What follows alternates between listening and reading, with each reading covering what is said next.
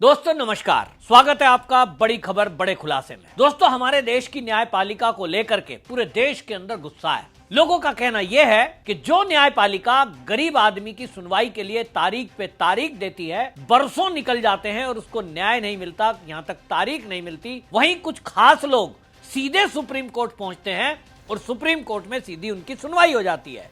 क्या ये पैसे का खेल है? क्या ये पावर का खेल है? और इसको लेकर देश के अंदर एक अलग से चर्चा छिड़ी हुई है।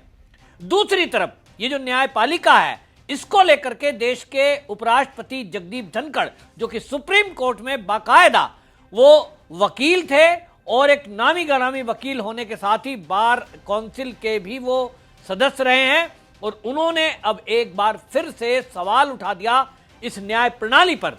जगदीप धनखड़ जी का कहना है कि जिस तरह से न्यायपालिका अपनी हद में ना रहकर वो कार्यपालिका में दखल अंदाजी कर रही है, संसद से बने हुए कानून की वो केवल समीक्षा कर सकती है सुप्रीम कोर्ट, और वो भी तब जबकि उसके पास खंडपीठ हो, यानी संवैधानिक पीठ बैठी हो।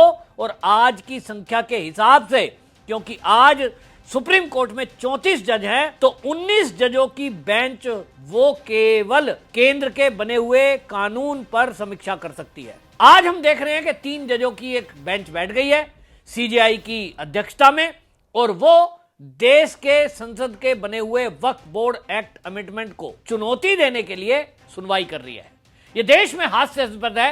पूरे देश में इस बात को लेकर गुस्सा है कि जब वक्फ बोर्ड को लेकर के 120 पीआईएल पूरे देश की हाई कोर्टों में अलग अलग हिस्सों में अलग अलग प्रदेशों में दर्ज हैं, और इसको लेकर सुप्रीम कोर्ट ने ही ये कहा था, पीआईएल लेकर जो लोग आए थे, कि आप सीधे सुप्रीम कोर्ट क्यों आ गए? वक्फ बोर्ड का डायरेक्ट आपका इसमें कोई कनेक्शन नहीं है प्रॉपर्टी में, तो आप पहले हाई कोर्ट जाइए। वही सुप्रीम कोर्ट जो इस वक्फ बोर्ड के संशोधन को चाहता था, ऐसे राष्ट्रवादियों को इसी सुप्रीम कोर्ट ने भेज दिया हाई कोर्ट में। और जब आज वक्फ बोर्ड कानून केंद्र का बन गया, तो ऐसे में डायरेक्ट सुनवाई शुरू हो गई, क्योंकि सामने कपिल सिब्बल है, सामने अभिषेक मनु सिंह भी है, सामने कहीं ओवैसी खड़ा है, और उनके जैसे मौलाना खड़े हैं। तो क्या हमारे देश की जो न्याय प्रणाली है वो धर्म देखकर फैसला करती है, धर्म देखकर अपने विचार प्रकट करती है? जहां तक की बात करूं, अब इसको हद तो ये पार हो गई कि देश के राष्ट्रपति को सुप्रीम कोर्ट ने इस न्याय प्रणाली में उनको निर्देश दे दिया। आपको बता दें, आरएनआई रवि बनाम तमिलनाडु सरकार का एक केस आया, और उस केस में यह था कि भाई राज्यपाल कोई भी अगर आप कानून बनाते हैं राज्य सरकार और राज्यपाल के पास उसको हस्ताक्षर के लिए भेजते हैं, तो उसको वो वापसी कर सकता है। दूसरी बार में हस्ताक्षर करने का वो बाध्य है, लेकिन वो राष्ट्रपति को अगर भेज दें तो राष्ट्रपति इस पर फैसले कर सकते हैं, या कई बार उसको विचार के लिए रख देते हैं। और ऐसा देश के इतिहास में कई बार हुआ है कि देश के राष्ट्रपति के पास कोई याचिका गई हो, लेकिन उन्होंने अपना पूरा कार्यकाल खत्म कर दिया, लेकिन उस याचिका पर कोई सुनवाई नहीं की, ना उस पर सिग्नेचर किए, ना उसको लौटाया। और यह देश में कई बार हुआ है।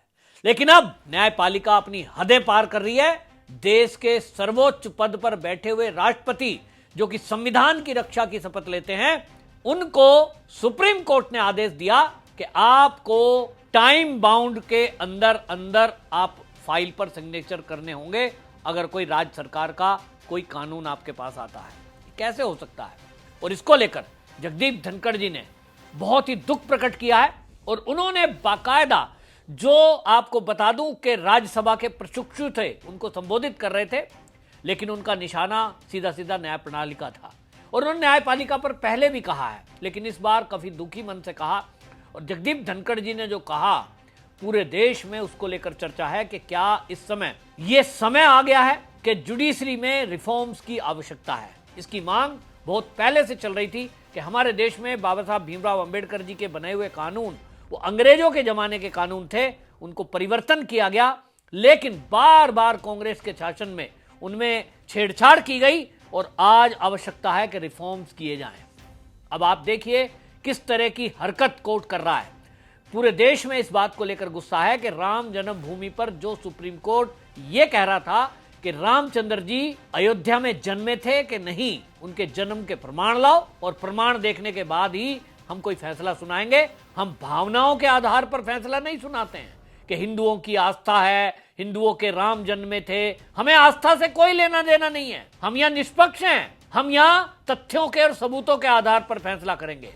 यहीं आज वक्फ बोर्ड के तहत जब मौलाना कोर्ट में पहुंचे हैं, कपिल सिब्बल, अभिषेक मनु सिंह भी वहां खड़े हैं और वो ये कहते हैं कि वक्फ प्रॉपर्टी 300 साल पुरानी है साहब, इसके कागज कहां से लाए जाएंगे। तो आज सीजेआई संजीव खन्ना सरकार के सॉलिसिटर जनरल से ये कहते हैं कि 300 साल पहले के कागज कहां से आएंगे, आप कहां से सबूत मांग रहे हो, ये वक्फ बोर्ड कहां से लाएगा प्रॉपर्टी के पेपर। ये दोगलापन न्यायपालिका का, इसी से हमारे देश के उपराष्ट्रपति दुखी हुए। और क्योंकि वो न्याय प्रणाली से गुजर के आए हुए व्यक्ति हैं, उनको कानून की बारीकियां भी पता है, और इसीलिए जगदीप धनखड़ जी ने कड़ा प्रहार सुप्रीम कोर्ट पर किया है। और ये सुप्रीम कोर्ट पर नहीं, पूरी न्याय प्रणाली पर है। सुनिए जगदीप धनखड़ जी ने क्या कहा। These narratives at face value. These narratives are dangerous narratives. These narratives must be exposed by discerning minds like young people.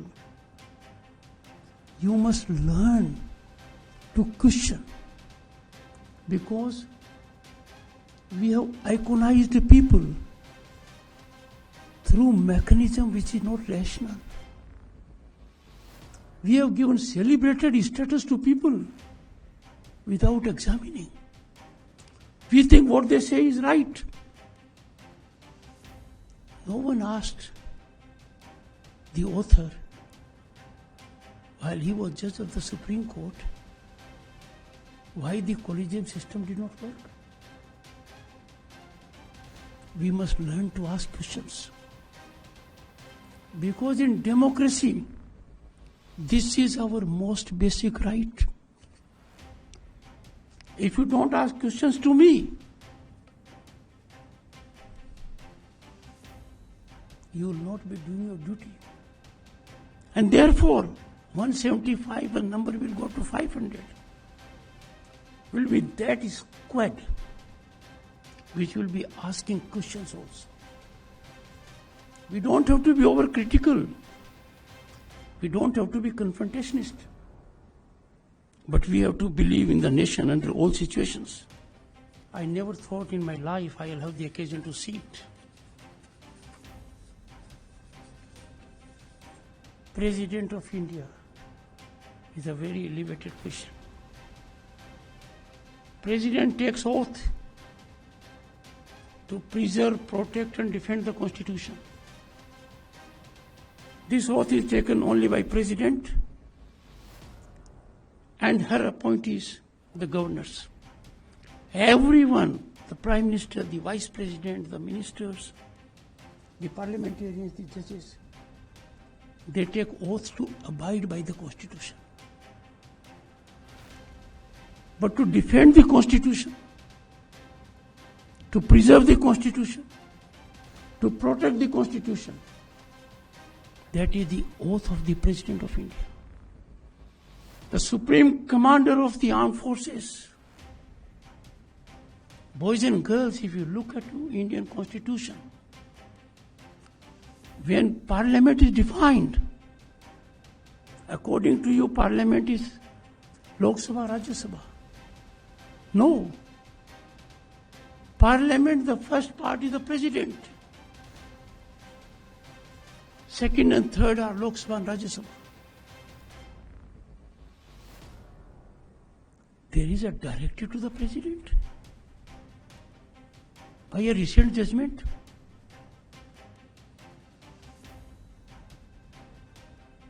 Where are we heading?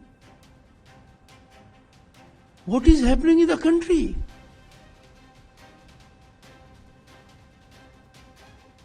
We have to be extremely sensitive. It is not a question of someone filing a review or not. We never bargained for democracy for this day. तो सुना आपने, जगदीप धनखड़ जी ने कहा कि भारत ने ऐसे लोकतंत्र की कभी कल्पना नहीं की थी जहां न्यायाधीश कानून बनाएंगे, कार्यकारी कार्य करेंगे और सुपर संसद के रूप में काम करेंगे। हाल ही में एक निर्णय द्वारा राष्ट्रपति को निर्देश दिया गया है हम कहां जा रहे हैं, देश में चल क्या रहा है, हमें अत्यंत संवेदनशील होना है। ये समीक्षा दायर करने का प्रश्न नहीं है। आपको बता दूं कि जगदीप धनखड़ जी ने जो ये कहा है ये यूं ही नहीं है, अब इस पर चर्चा हो रही है और खबरें तो ये है कि अब मोदी सरकार जिस तरह से सुप्रीम कोर्ट ने टिप्पणी की है, राष्ट्रपति को निर्देशित किया है, इसको लेकर अब अध्यादेश लेकर आने वाली है।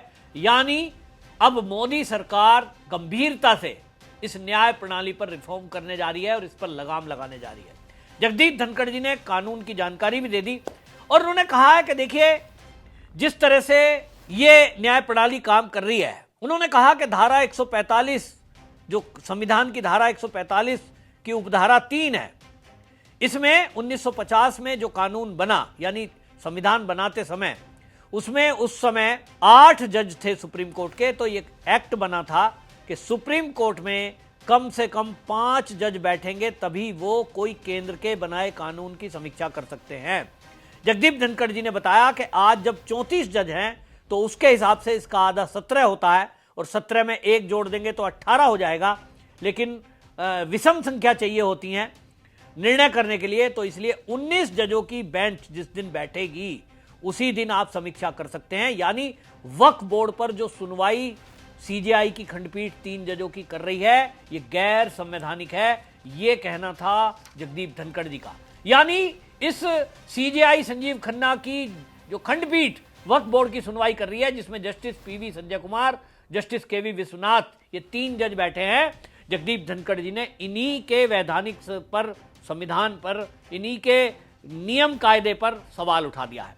दूसरी बात, जगदीप धनखड़ जी ने यह भी कहा कि जिस तरह से एक जज के घर में जले हुए नोटों के बंडल मिलते हैं और उस पर अभी तक ना तो एफआईआर हुई है ना कोई निर्णय हुआ है, न्यायपालिका इसको ढकने की कोशिश कर रही है। ये बहुत गंभीर है कि इतने दिन बीत जाने के बाद भी उस मामले में कोई एफआईआर ना होना, कोई जांच ना होने देना। कोई आम आदमी अगर ऐसे होता और सोचिए उसके घरों से इतने करोड़ों रुपए के बंडल मिलते तो अभी तक ईडी और सीबीआई का एक्शन होकर वो बंदा जेल में होता। लेकिन यह मामला सुप्रीम कोर्ट के जज से जुड़ा हुआ था, उसको काम से नहीं हटाया गया बल्कि उसकी नियुक्ति कर दी गई और इस मामले में लीपापोती करने का प्रयास किया जा रहा है, जिसको लेकर जगदीप धनखड़ जी ने चिंता प्रकट की है। उन्होंने इस मुद्दे को लेकर के बाकायदा बयान कहा है, आप सुनिए क्या कहा उन्होंने। Situation where you direct President of India, and on what basis? The only right you have under the Constitution is to interpret the Constitution under Article 145(3). There it has to be 5 judges or more. Boys and girls, when Article 145(3) was there, the number of judges in the Supreme Court was 8. 5 out of 8. Now 5 out of 30 and odd. But forget about it. The judges who issued a mandamus virtually to the President and presented a scenario it will be law of the land have forgotten power of the Constitution. How can that combination of judges deal with something under Article 145(3) is preserved? It was then for 5 out of 8. We need to make amends in that also now. 5 out of 8 would mean interpretation will be by majority. Or 5 constitutes more than majority in 8. But leave that aside. Article 142.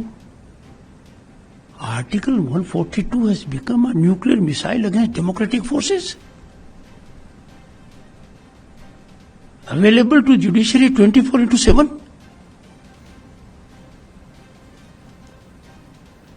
Boys and girls, why I am talking to you? You are the future. You are the stakeholders. I am not addressing only you. I am addressing the entire youth of the country. In IITs, in IIMs, Institute of Excellence, colleges, universities, schools. We have to believe in the nation. We have to believe in the power of we the people. And the power is reflected only through representatives. We have lost track.